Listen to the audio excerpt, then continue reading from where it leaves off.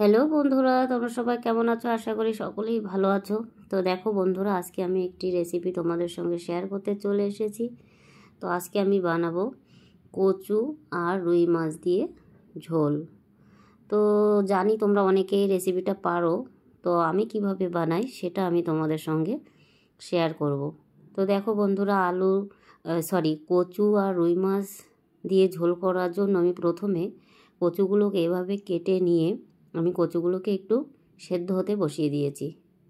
তো কচুগুলো কিন্তু একদম 100% সেদ্ধ করব না, 80% সেদ্ধ করে নেব, নিয়ে আমি রান্না করব। তো অন্যদিকে আমি আর একটা কড়াইয়ে সর্ষের তেলের মধ্যে কিছু রুই মাছের পিস নুন হলুদ লাগিয়ে ভাজতে দিয়ে দিয়েছি। তো মাছগুলো ভাজা হচ্ছে, অন্যদিকে আমি একটা মশলা রেডি করে নেব। দেখো এখানে রসুন, কাঁচা পাকা লঙ্কা, গোটা ধনে, গোটা জিরে, আদা সমস্ত উপকরণ দিয়ে আমি একটা স্মুথ পেস্ট বানিয়ে নেব। তো তারপরে মাছগুলো ভেজে তুলে নেওয়ার পরে ওই তেলের মধ্যে গোটা জিরে ফোড়ন দিয়ে আমি পেঁয়াজ কুচি দিয়ে দিয়েছি তেলের মধ্যে। তো পেঁয়াজ কুচি দেওয়ার পরে আমি পেঁয়াজগুলোকে এভাবে একটু নেড়ে চেড়ে ফ্রাই করে নেব।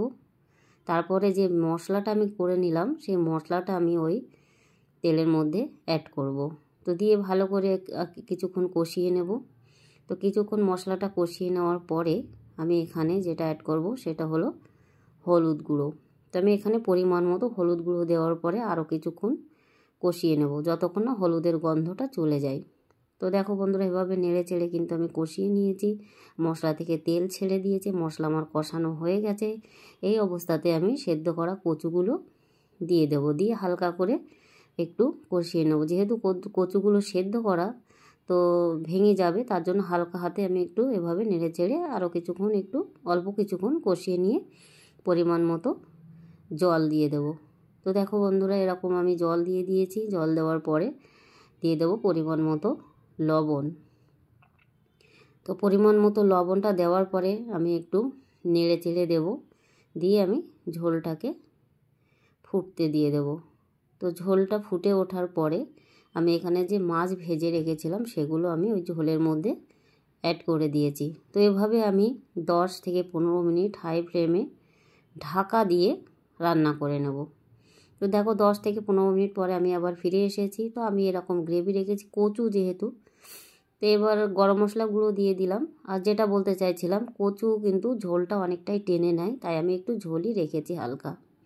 তো দেখো বন্ধুরা, রেডি হয়ে গেছে আমার কচু রুই মাছ দিয়ে ঝোল। তো এটা তো গরম ভাতের সঙ্গে অসাধারণ লাগে। আমি তো ভীষণ ভালোবাসি কচু খেতে।